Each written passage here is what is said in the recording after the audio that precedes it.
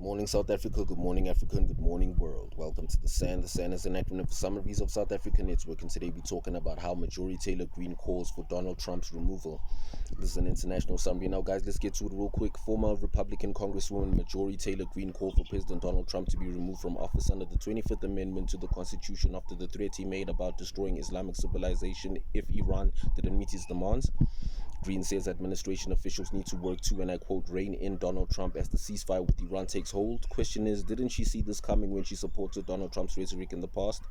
Looks like she has low-key aligned herself to the Democrats in opposition to Trump. What stood out to me was when Greene said the US president lost her support when the president covered up the Epstein files and called her a traitor because she supported the victims. More politicians need to stand up regardless of a political party. She made it clearly known that she is not a Democrat and that none of her positions, I beg your pardon, have changed. Greene said she thinks she's one of the honest Republicans willing to talk about it, and everyone else is afraid to speak out I beg your pardon, against the president because they are terrified of having an ugly truth social post dropped. She called the Republicans who were afraid of speaking out, and I quote, cowards.